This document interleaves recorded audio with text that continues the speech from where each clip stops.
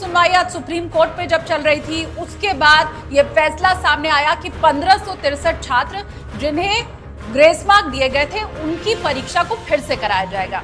ये बताया गया कि 1563 छात्र की परीक्षा होगी, 30 जून के पहले पहले उनके नतीजे आ जाएंगे और फिर वो काउंसलिंग में शामिल होंगे।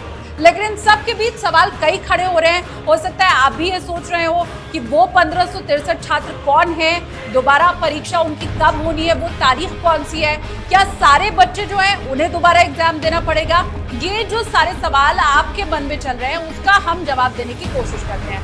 5 बड़े सवाल जिसका जवाब लोकल 18 की टीम आपको देने वाली है। और उसमें जो सबसे पहला सवाल फिलहाल बच्चों के मन के, उनके अभिभावकों के मन में चल रहा है, वो ये है, सभी को क्या दोबारा नीट की परीक्षा देनी होगी?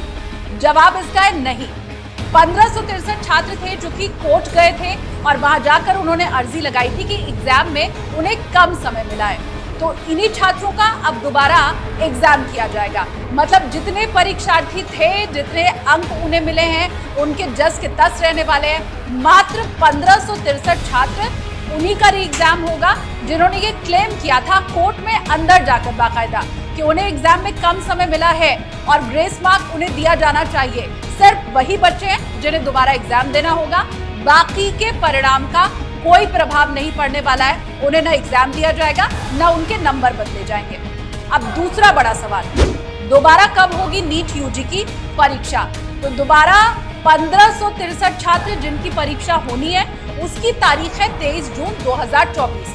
इन 1563 छात्रों को 23 जून को दोबारा एग्जामिनेशन सेंटर जाकर और वहां परीक्षा देनी होगी। अब तीसरा बड़ा सवाल ये है कि इसका रिजल्ट कब आएगा? तो देखिए, आपको बता दें कि रिजल्ट की जो तारीख है वो अभी जारी नहीं की गई है, लेकिन ये बताया गया कि 30 जून के पहले पहले रिजल्ट आ जाएगा। मतलब 23 जून को एग्जाम होगा और 30 जून के पहले रिजल्ट आने की बात एनटीए की तरफ से कही जा रही है।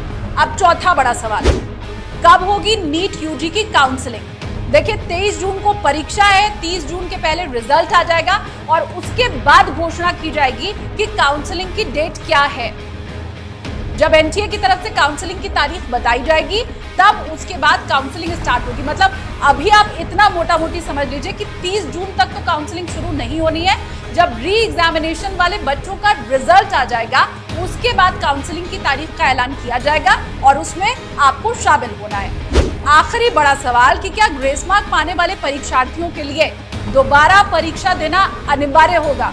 जवाब है नहीं, ये वैकल्पिक है। 1563 छात्र अगर चाहें तो वो दोबारा एग्जाम दे सकते हैं, अगर नहीं चाहें तो दोबारा परीक्षा नहीं देनी होगी। लेकिन जो ग्रेस मार्क उन्हें दिया गया है वो अब खत्म हो जाएगा।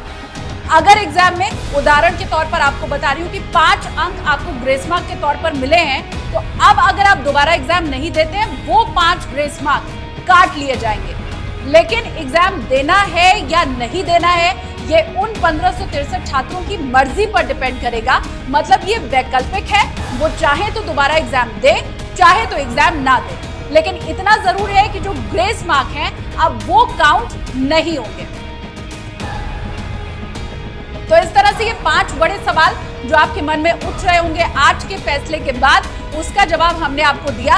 अब अगली सुनवाई इस पूरे मामले की 8 जुलाई को होनी है और उस वक्त हम देखेंगे कि कोर्ट के अंदर क्या जरा होती है और उसके ऊपर अदालत का क्या फैसला आता है।